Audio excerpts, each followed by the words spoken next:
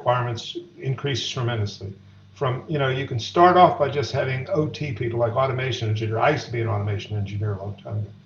Uh, and they can do patches. They might be able to deal with some alerts and things like that. But as you get more and more sophisticated and deal with more sophisticated attacks, you need cybersecurity professionals. And the biggest problem today for many companies is the fact that they don't have the professionals to deal with that. And then the other thing we have in this model is the need for tools to enable these people to do their jobs efficiently and effectively.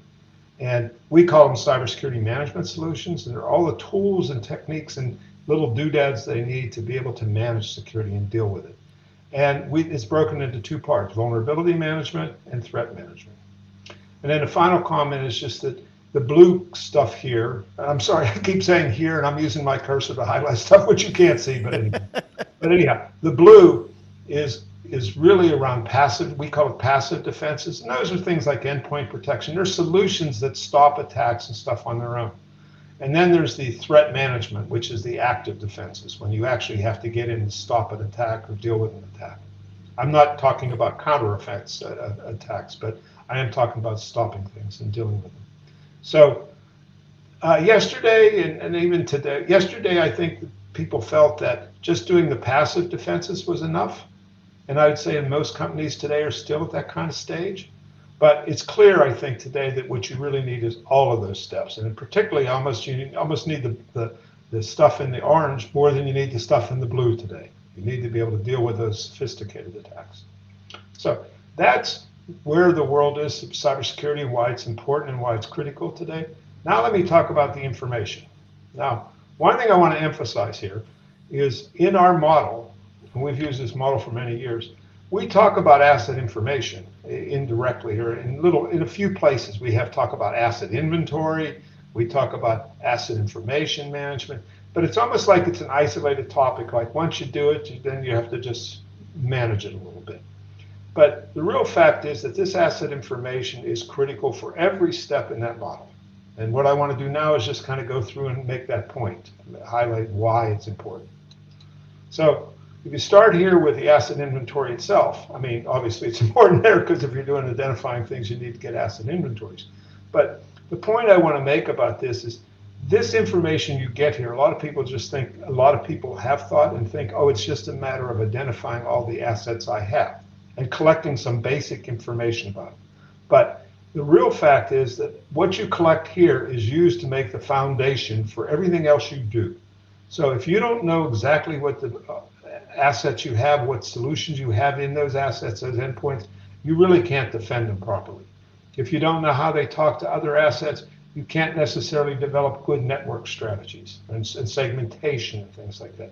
So this is the foundation for the whole thing. Now, if we go to the next step and we talk about the protection, where you need asset information, you need very detailed asset information in order to manage endpoint protection, in order to manage network security. You need to be able to know what protocols can be used, who talks to who, how should you allow that, what type of things are normal, which things are abnormal. When you get to connectivity, this has become a big thing today. People used to always talk about isolated facilities. That was a very common perspective, and that was the main thrust of many programs, was to isolate. Well, nobody can isolate anymore. It's just not reasonable even to think about it. Because there's a lot of people using the cloud. There's all kind of external interfaces. Industrial facilities have lots of people coming in and out of their facilities in order to maintain it. When I say coming in and out, I mean remotely. So this has become a big thing, and you need to know all the assets you have in order so you can constrain their access, make sure what they're doing makes sense to that, given that asset and given its role and so on. When you talk about anomaly and breach detection, now this is a term we use at ARC, we've used for years. Today most people would probably call this rapid detection and response kind of stuff, or EDR or something like that. Anyhow, we talk about anomaly and breach detection, and the reason we chose that term was because there's two things. One is anomaly detection. We use that term to talk about detecting anomalous messages that are flowing in the network. Someone talking to someone they shouldn't, or someone trying to do something that is abnormal. And to do that, you need to know who normally talks to whom and what kind of things they're allowed to do. And breach detection is knowing when a device itself is operating funny. at a device or a person.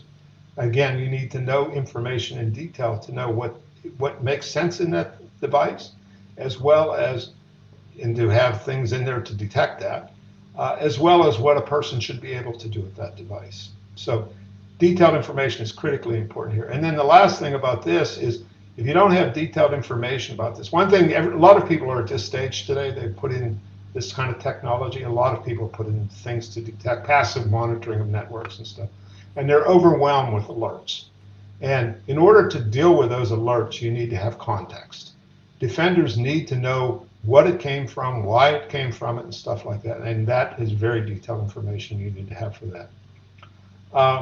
Backup and recovery. Now that's one you obviously need good detailed information, or how can you recover a system? And I want to emphasize again, the key thing today is being able to restore those systems quickly.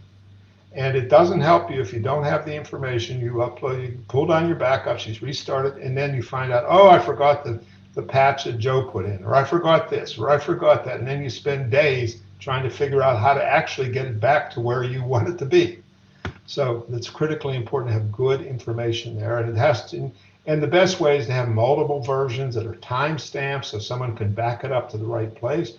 You also don't want to download a backup that has malware in it. You know, that you say, well, I don't know when it got in, but it got in 2 weeks ago. Well, I made my backup yesterday, so you need to know that. When it comes to vulnerability management, and I apologize, this little thing, every security activity pops in there, but anyhow, vulnerability management, this is all about, you need detailed information here to do things like map CVEs to devices, to manage patches. You need the backups are in there, but you need it for managing access privileges, knowing who should be doing what and when, and who, that type of stuff, what privileges they should have. And one area is compliance reporting, which, as I mentioned, has become a more critical issue today. It's always been important in a lot of industries, but it's getting more stringent and more widespread. So you need a lot of detailed information to do proper compliance reporting, and you can't waste time. I mean, it just wastes enormous amounts of time digging up information you should have at hand. When it comes to threat management, you know, the tools you use here, a defender, the thing they need the most is information. When they have an alert that says something is wrong, to just do forensics, you need to have a lot of information about what is the thing supposed to have versus what does it have. And how do you identify files that don't make sense when you don't know what the right files are? So you need a lot of information. And then, again, I want to highlight this thing with people. One of the problems, the biggest problem I hear from people, I've heard for years, is lack of resources. And what lack of resources does is means you don't do things you need to do. So people waste, and there's a lot of things in security that just waste time. It's like managing vulnerabilities, you know, dealing with CVEs. And it's not that they aren't important, but people start to discount that and say, I don't have time to do that. Or if they spend all their time doing that, then they're not managing the alerts and stuff like that. So it's vitally important here. And the key thing about the information here is, if you have detailed information, then you can take people who are less skilled and enable them to do more work. So one way to address this resource issue is by making the people you have more efficient and more effective, and the information directly impacts that. Now, just to finalize those, that's why, or that's what the information is needed for. Now, you know, but clearly, unless the information is good information, it doesn't really help. I mean, giving people more bad, I've gone through my life with that, getting bad information from people. Bad information just doesn't help. So you need good information. So I thought I'd throw in this one slide here just to say, what do I think good information is, or what does ARC think? And it's broken down into two categories. One is information content, and the other one is information management. Now, from the point of view of content, I don't know how to I probably can't overstress this, but you really need complete, accurate, detailed information about every single device in the system. And when I say that, I mean every controller, every user device, every server. And the one thing I want to highlight is active network devices. You know, network devices are often overlooked. People tend to think of asset inventory and asset information as just being about endpoints. Oftentimes it's only about PCs and things like that, which is completely wrong. So, but you also need to have information about the network devices. The information has to be complete and detailed about all the connections and data flows that exist between system devices, as well as the external resources. And another thing I want to emphasize is the need for historical records of all the changes and notable events that have occurred within the system. This is just, it's in, you can't, I don't know how defenders can live without this kind of stuff. You need this to be able to figure out what went wrong. When there's a problem, you need to be able to know what went wrong, where did it come from, because you have to go all the ways back to that to be able to make sure that you're taking care of it. And then when it comes to information management, uh, a couple things. First of all, the collection. We're big proponents at ARC that the collection needs to be automated. And it has to be automated in a way so that it can be done frequently, because that's critical to backups. And to do it frequently, you have to make sure it's non-disruptive. Now, when I say non-disruptive, it doesn't necessarily mean everything has to be passive. You might have agents in devices. You may have other ways to get around that. You may do active scanning with known for devices with known devices in ways that are non-disruptive. But in any case, it has to be automated. And also, you just don't have time to be doing it frequently, then wasting time taking files from this thing and combining it with that thing and stuff like that. It has to be stored in a way that really facilitates backups, and that includes multiple copies with timestamps, archives, and you have to have tools to rapidly restore systems from trustworthy backup information. So you need the information to tell you what's trustworthy, and then you need tools to help you do the updates and recoveries. You need convenient access to asset information. You need access to it, but you need access in ways that support a variety of user perspectives and needs. And this goes directly to the point I made a minute ago about people. You want to be able to help those people who are not cybersecurity people get the information they need to do what they have to do. And then I can't read the bottom one here, but I wish I could. But anyhow, let me pass the ball. Security Aaron, management what'd you support for say? routine maintenance activities, including evaluating CVEs. Yeah. Oh, it's support tools. Yeah. Yeah. A lot of asset information, you can give people tons of information, but it's this information overload. Right. You need to have tools that can help you use that information in a meaningful way. So now let me pass the ball over to Aaron, and Aaron's going to talk to you about how Industrial Defender kind of addresses all of those issues, plus, I would think. Sure. Yeah. Thank you, Sid. That's awesome to see. And I love the I kind of call it the stair step, right? And you really have to, all of these capabilities and these different stages, they build upon each other, right?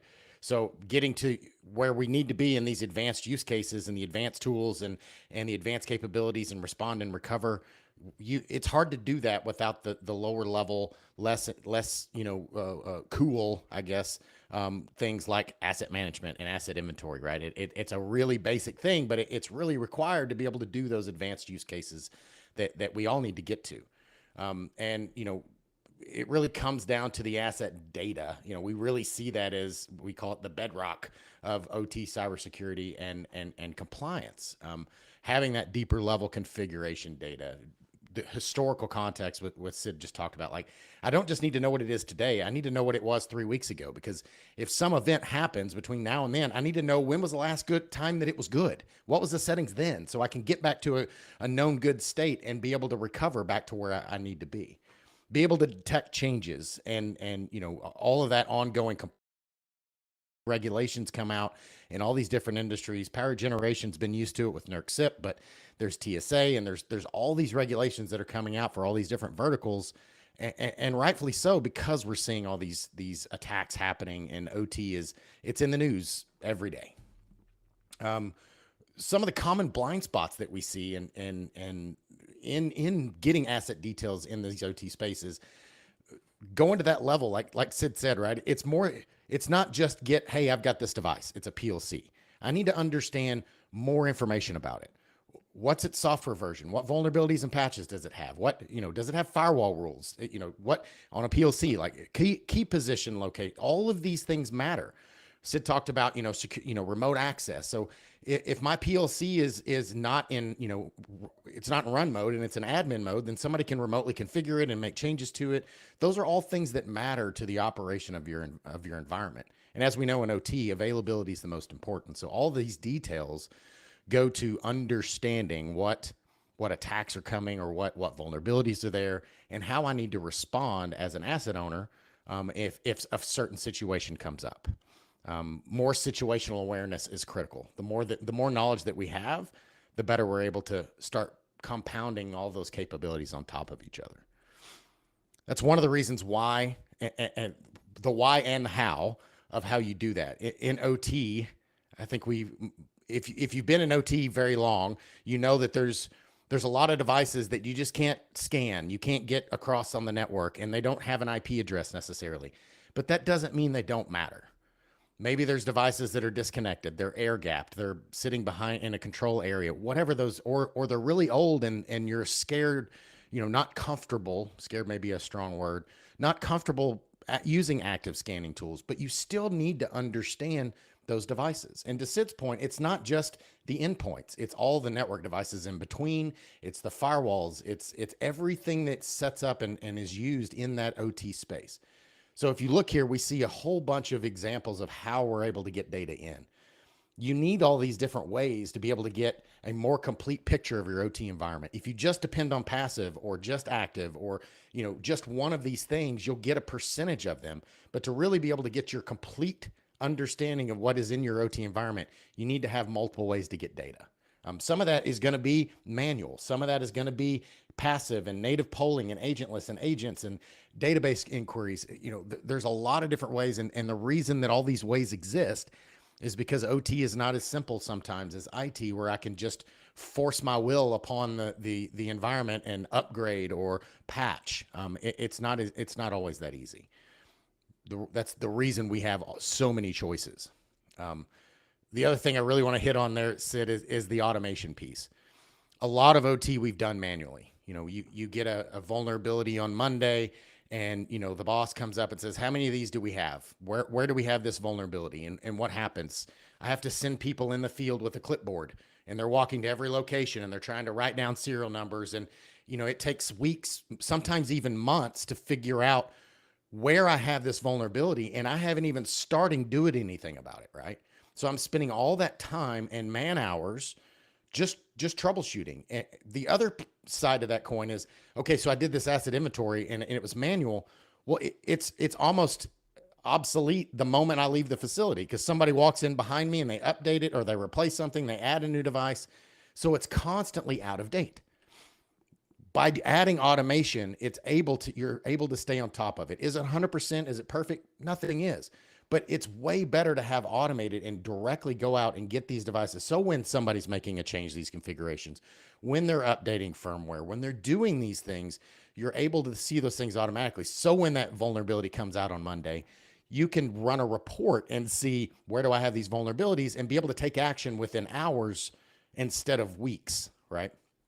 So if you look at here, manual work consumes too much time, automation, accelerates how quickly you can do it. You have up-to-date information. Not to mention, when somebody sent out with a clipboard, did they write down a 2 instead of an L, or an I instead of a 1? And there's just all sorts of human performance issues that come up with that. We make mistakes and we don't necessarily notice those things. And that can be the difference of recognizing a vulnerability and not, because I got the build number wrong on a Windows 10. Next, so this is where the data meets the security and compliance. So I really see, whether it's a foundation or the roof that goes over, that asset management detail. And I say this a lot. It's like the so what. I get the data. I have all this data. What do I do with it, right? Having that, and then all of that information at that asset management level leads into being able to deal with change management, understanding my configuration baselines, detecting unauthorized changes, knowing when something happens, when I can do, where is the last known good configuration that I can roll back to, where is the last place I can get to. Take it to the next in the middle there, vulnerability management, understanding what operating systems, what software packages are loaded, what firmware is running on the PLCs or the switches or the firewalls. All of that data leads to being able to understand what CVEs and vulnerabilities are associated with those assets. All of that is important because, again, that vulnerability comes out on Monday. I can really quickly understand where my problems are and what I'm going to do about it. And we also know that we're not going to necessarily patch or upgrade, I may have really old operating systems. I'm going to have really old operating systems in my environment. And patching is not always the answer. So I definitely, because of that, I really need to understand my vulnerability and where those problems can be, so I can design my security around those problems. If I can't just go replace it and upgrade it, how else can I make sure it's more secure? And then the governance and compliance piece, right? That's really leaning on as we have more requirements. And it doesn't necessarily just have to be NERC. It can be internal security compliance. It can be your CISO needs to understand what's going on in my environment. It's GRC, but there is also a lot of regulations coming down from NERC, TSA, NIST. There's a lot of compliance and regulatory compliance that are coming down. Like we said before, because of all the attacks and the things that are going on in OC space, it's getting more and more visibility, unfortunately. I know there's some current events going on right now where, Power Grid was attacked and corresponding with military action. That kind of stuff can happen. So being able to understand, again, how do I get back? How do I recover? Those are all, it all rolls into, I need to understand what assets I have, what versions they're at, all of the vulnerabilities, all those things play upon each other. Meeting the current and evolving regulations. So again, leaning back on power generation and transmission, right? The power industry has dealt with NERC for a long time, and it's been very powerful. I've been part of that evolution over the years and seen how far it's come. But I see similar regulations coming out in other industries, right? And it's a good thing, I believe. A lot of people may not. Compliance isn't always fun. But if you take away the pain in the manual, where I can just have compliance, and if an auditor comes in and asks for information, I just print them a report and I go on about my day, right? That's where you want to get to. Like, it's supposed to be, you're doing the things that you're supposed to do, basic cyber hygiene, basic capabilities. Like, if you're doing those things, and it should just be, here you go, here's the information that you needed. What date did you need on? January 2nd, 2020. Here you go. And it should be that easy. Everything's not, that clear, but having automation and tools makes it a lot easier, because products like Industrial Defender are running those checks every day. I'm automatically going checking those configurations. So I can go back into perpetuity anytime since I onboard that asset and run these reports. So when an NERC auditor comes in, it's not a bad day. I'm not sending 12 people to try to figure out where is those files and how do I get that, and let's pull it together, and just give them the information they need, put it in the right format. Like, all of that manual effort is taken out. And then when you omit things, it's just more time, and then you got frustrated, auditors. There's lots of issues that can come with that, of course. And then, Ray, it's you, buddy. All right, sounds good. Well, thanks, Aaron. Thanks, Sid. It's about that time, folks, to start opening up for questions here, and just to give you a minute or two to think of those and start popping them into the chat. We'll just do a quick recap of what we heard from Aaron and Sid today. So Sid started us off with kind of an overview of industrial cybersecurity maturity, where we've been, where we're at today, where we're going, and the evolution of going from this passive defense to active defense, and a framework for maturing that.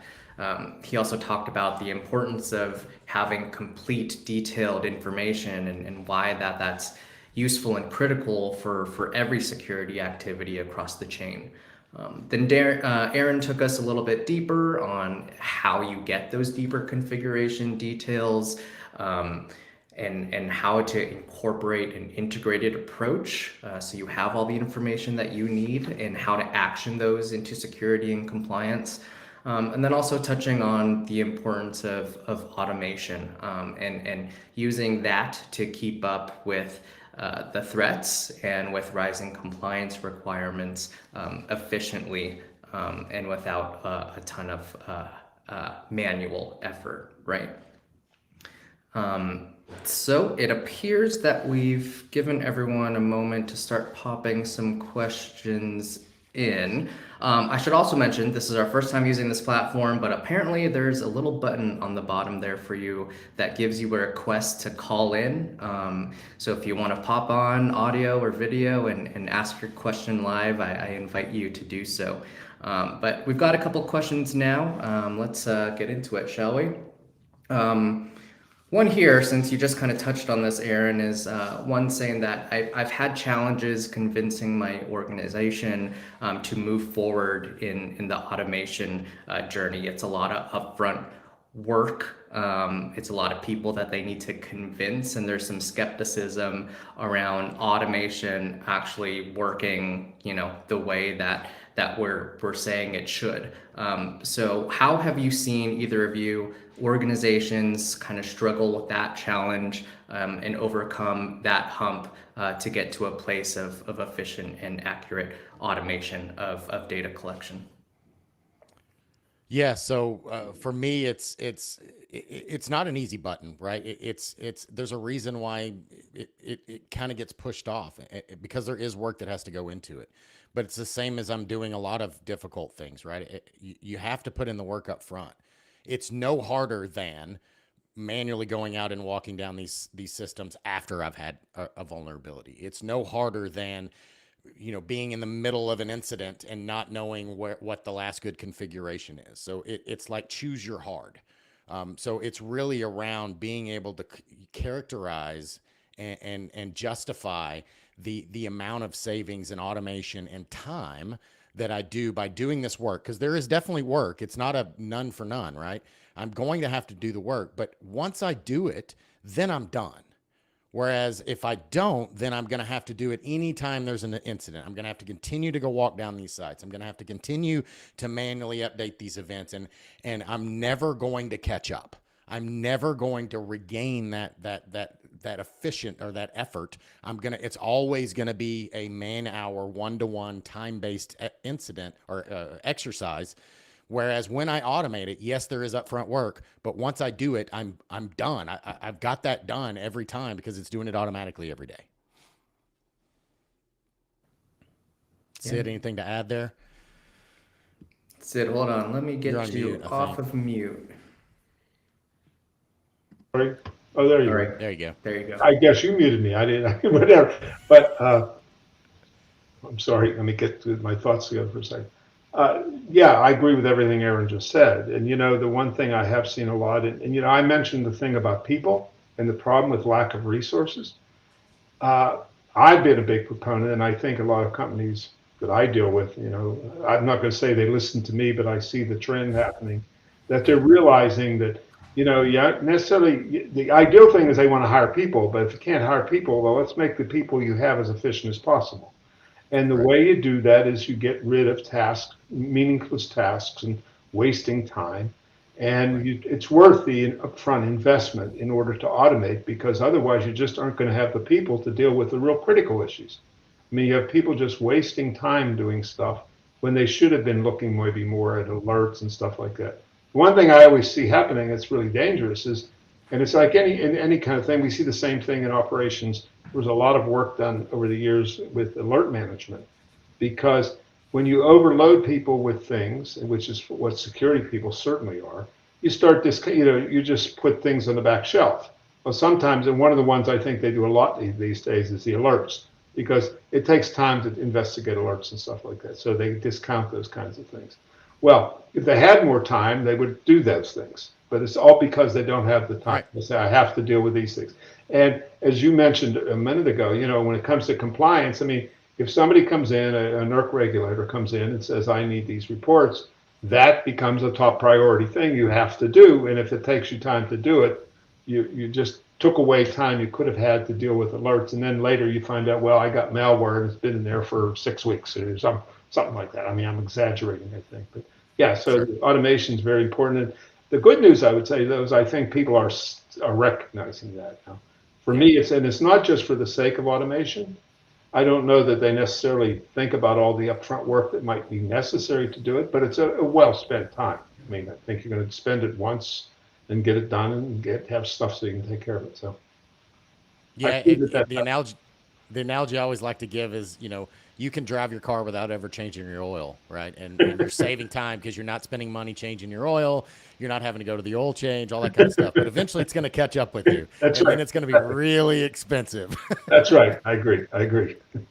Great. Another question here about active versus passive scanning for OT security, a question that we get a lot. How can I help others in my organization understand how to do that safely, that we can do that safely now? How can organizations get more comfortable with even a lot of active scanning, and where have you seen this? Where have you seen companies be successful in addressing those concerns? Sure. I've been fighting this fight since I was an asset owner, and going up against vendors and them telling me I couldn't do it. This is before there were OT tools that existed. This is, I'm dating myself, but this is way far back. We didn't even call it OT yet. So, but to answer the question, it's you're really having to push, right? You're gonna have to explain it, and you're gonna have to do it in a safe way.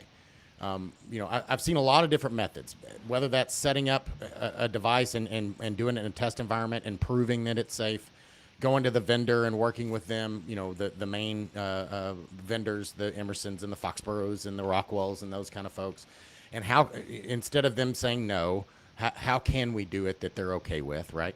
And getting both the plant and the operations side comfortable as well as the vendor side. But I think today it's not a no. It's just really of a how. How can I do it that makes you comfortable? Can I do it in a lab? Can I do it? Do you have a device that is not critical that I can test? One box at your facility. We'll do it on that one for a trial period and make sure that it doesn't cause any issues. And then we'll roll them out one at a time. Like, there's a lot of slow rolls. Maybe there's a test facility. I do it at one location. We use that as our example, and then we roll that out to the other locations. Like, there's a lot of ways that you can do it. It's just about being smart, right? I'm not going to go in-map scan and bring IT tools and start pushing a lot of really hard things in my OT space, but I don't have to do nothing.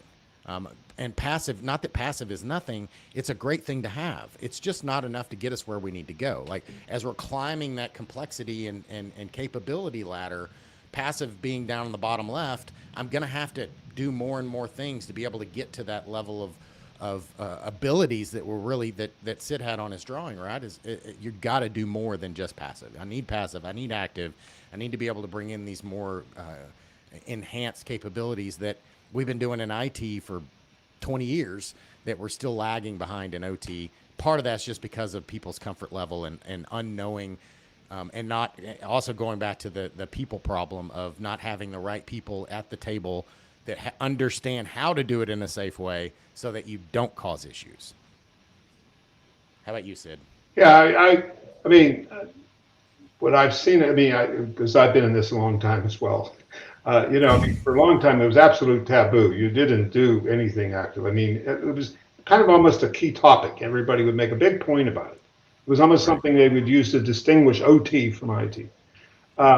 And I think there's validity in that. They were rightfully concerned because there were a lot of cases where PLCs and things like that would be stopped because somebody did a crazy scan. So, but I think that most companies today that I deal with, they're sophisticated enough. They realize that it can be done.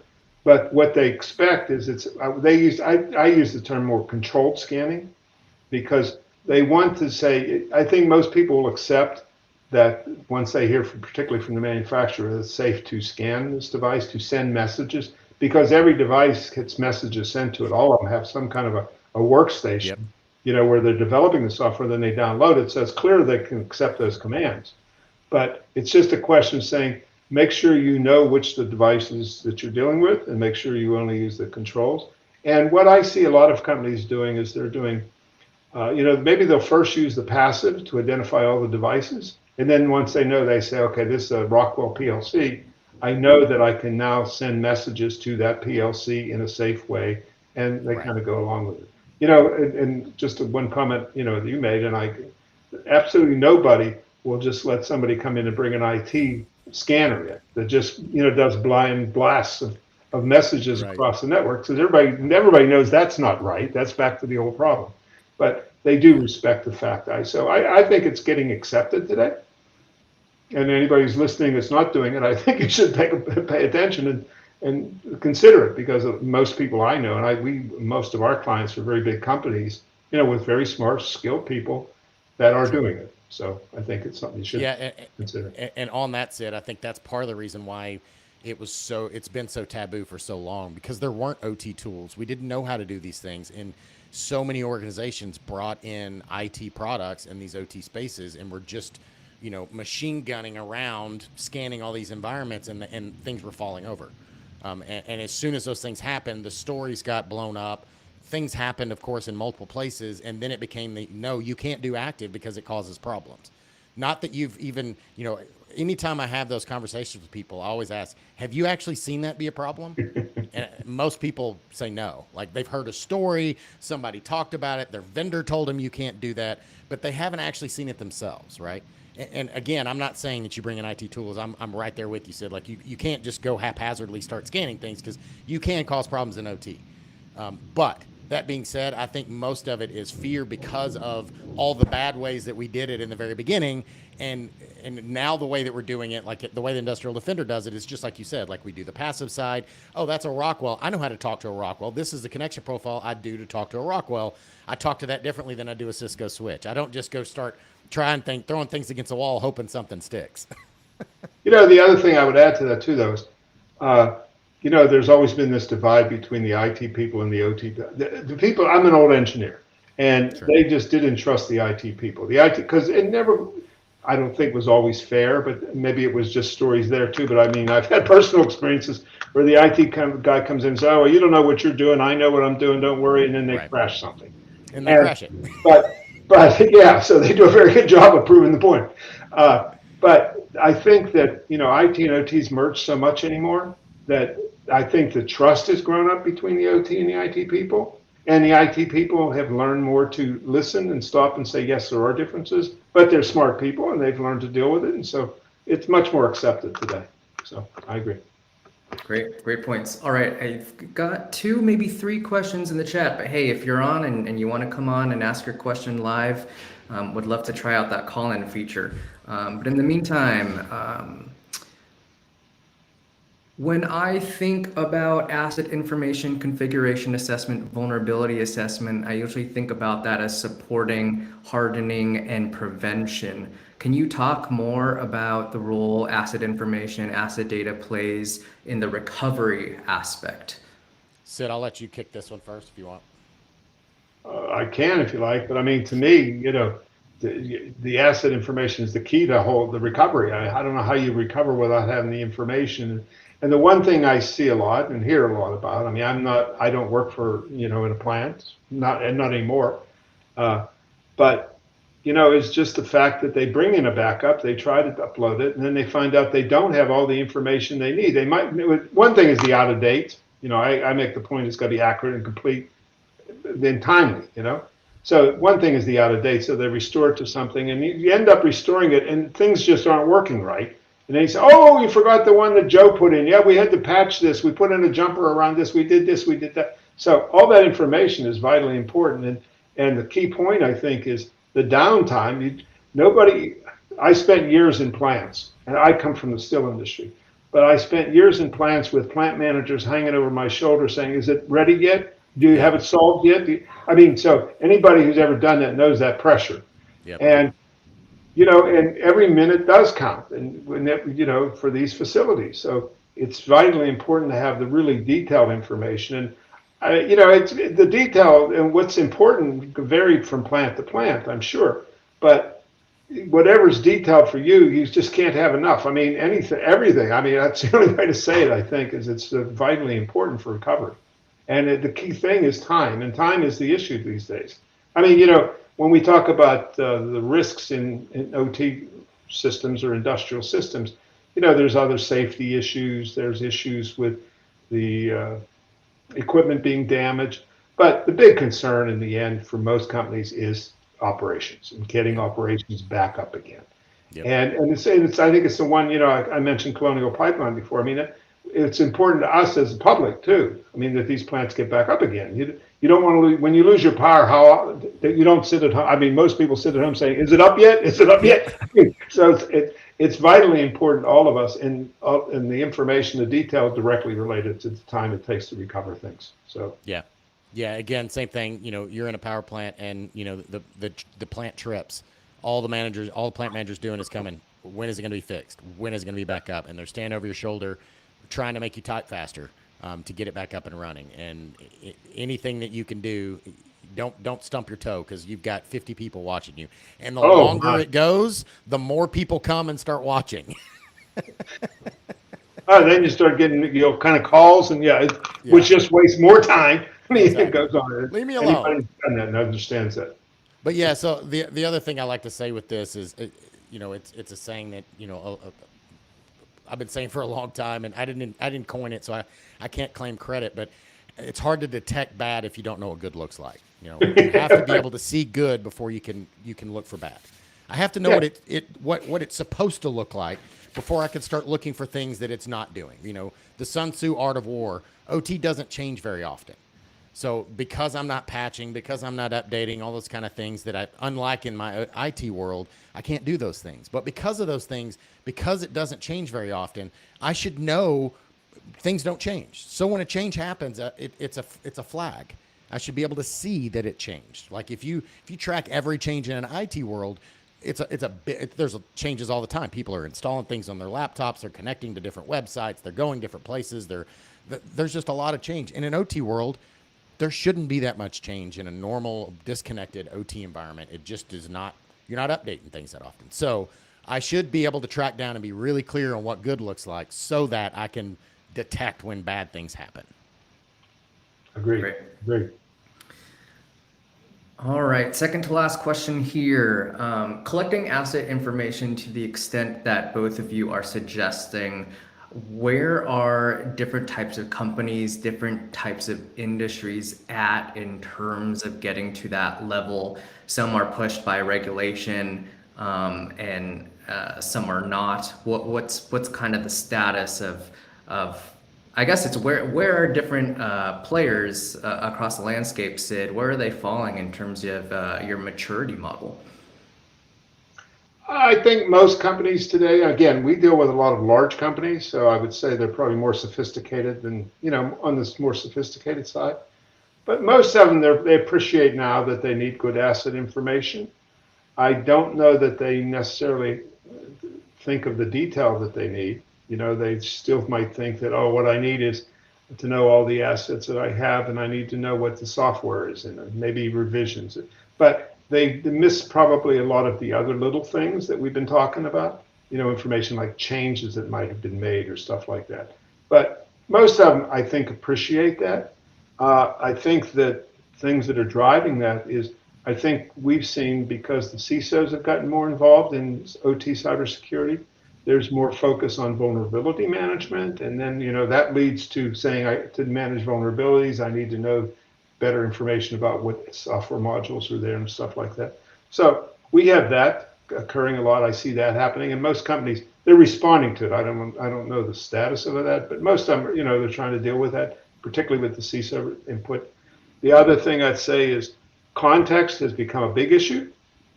As I mentioned, a lot of companies have implemented some type of network scanning, network monitoring, message monitoring. We all know there's a bunch of players in that space.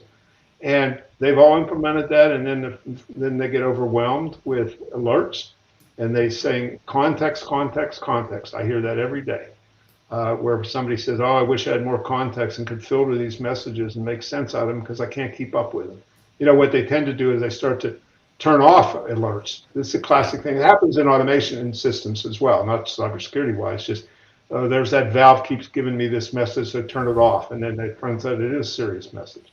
So I think that has made them more sensitive to the fact that they see that more asset information can help them filter that. They're looking more, you even hear people talking about using AI and using the information to drive AI to help the filter stuff and things like that. And then the other one I would say, and I think it's just starting to pick up more, but compliance. Now, we have power company is one of the industries we follow, but we do an awful lot in oil and gas and chemicals and things like that. And the regulations there are getting more stringent. They're getting more concerned about it. And I think because of some of the new directives that are coming out and stuff like that, that's also driving concern about having the information they need to deal with that compliance requirement. Because, everybody, particularly because everybody hears stories about NERC CIP. Oh, no, I don't have to deal with that. And I don't know how onerous NERC CIP was. Actually, when I talk to the power people who do it, they say, yeah, well, we deal with it, kind of a thing. So. But Yeah, so I think it is more accepted today, and companies a lot of companies are doing a lot of stuff to improve their asset information. They aren't quite there yet, but I think they're certainly on that path. I would say, from consulting and doing it in a lot of different verticals, I think power generation is definitely maybe a little further ahead than others just because of the NERC CIP stuff. But I see, to Sid's point, with other regulations coming down, but not just regulations, but also, attacks in the news, Colonial Pipeline and all the different stuff that you see. There's usually a reaction towards, polishing up their basic, cyber hygiene in these spaces, realizing, hey, I'm responsible for OT and I don't really know what's going on there. And more folks are really wanting to start doing those things. So the bigger question is how do you justify, how do you get it into the budget cycle? How do you, make sure, and it's not, Sid hit on this earlier, and I know that we sell a product, but it's not just a product problem, right? I need these tools to do the automation, things like that, but you also have to have people running them, right? To do something with the data, to be able to make sure they're maintained. Because if I just buy a product and leave it on the shelf, it's gonna stop working. Like, nobody's gonna pay attention to it, and I didn't add the value. To truly get the value out, I need the people, process, and technology all done together into perpetuity. Like, it's more than just a capital project. It's standing up that capital and having that O&M tail and the people and process behind it to make it valuable and make it stick. Great. Just one comment, just not a plug but anything. In our cybersecurity model, the one thing I didn't mention, but the way we measure maturity is by taking all three of those things: people, processes, and technologies. Right. And our big spiel is you got to keep them in alignment. Buying technology that you can't support is useless. Yeah. So don't waste. You're just wasting your money. And if you buy it and you don't maintain it, you're wasting your money. So you got to keep those things in alignment. So. It's like buying a 1970 Ferrari that's gorgeous and perfect, and you can't drive a manual transmission. It doesn't do you any good. It sits in the driveway, and you can't do anything with it. And I think y'all are partially answering this last question that I'm trying to squeeze in for the last 2 minutes here. Is reflecting on Sid's maturity model and the different security aspects. There are so many different tools and vendors across all of those different areas. How do we make sense of those and make them manageable for our teams who are juggling multiple responsibilities day to day? Any hot takes on that one before we let the good people Sid, you want to go first? Well, I can comment. I mean, certainly most of our clients, we hear a lot, very daily as well, is, they are frustrated with too many tools. They don't know how to manage all those tools. Number one, they don't like tools that are not integrated, that can't communicate. I mean, it just really becomes a pain when you have to take data from this one and somehow massage it to put it into that one and do stuff like that. Yeah. They would all like to buy one solution that solves the whole problem, because that also addresses license costs and service fees and all that, and training. There's all kinds of issues with tools. But I think most of them realize there isn't this magic bullet. There's no panacea like that. So most of them are kind of, when I hear them talk, it's more about getting a platform where they can integrate a bunch of tools together. Maybe the platform is the main interface or something like that, but having something that integrates. So, and the other thing in that vein is they tend to have anchor products. They might say, we use QRadar and that's what we're going to use, and so it's got to be compatible with that. So they're looking for solutions that are compatible with their anchor products. I agree, and just to add on to that, I think you hit it right. You're not going to have a single tool that does everything perfect, right? You just can't. Like, you can get one tool, but it's going to be, it's an inch deep and a mile wide. You need to have some specialization in those in the different use cases. But to your point, you want to be able to get data in and out of those things. So you need to be able to integrate. So what are those cornerstone tools that you need to be? Whether it's QRadar or Splunk or whatever, ServiceNow, whatever those things are, and make sure that all the tools that you're choosing can either sync with each other and or sync with those cornerstone applications, so that at the end of the day, you can have your analyst or whomever's looking at this data, all of that information can get up to that one place, right? And you can do something from there. It doesn't mean you don't have to log into those other tools. It just means that I can get into one place and I can manage my alerts. I can take, the first 5 steps of the run book is in one place before I have to go to 5 other tools, right? And it's particularly one area I would say that they really like that is when it comes to the assets and things like that, the definition. They don't want to have to define assets in 5 different packages. They want to be able to take the asset information from one. I mean, you guys fit that well. I'm not just saying it because of what you guys do, but they're tired of having to develop it, because then you have to maintain it. If you put information in 5 places, you got to maintain information in 5 places. Spreadsheets, databases, all these different places. Yep, absolutely. Yep. Fantastic. All right, guys. Well, I'm going to cut you off there because that's the time we have today. Thank you, everyone, for joining, and thanks for dropping in those questions. If you think of any other questions, you can contact Sid and contact Aaron at their email addresses here. We will be sending you a replay of this session, so you'll have that to reference and share if you'd like. We'll also send you a copy of Sid's latest report. Complete, accurate asset information is the foundation for secure industrial operations. It's packed with information and pairs perfectly with today's talk. So thanks again, Sid. Thanks, Aaron, and thanks everyone. Stay safe and have a great rest of your day and rest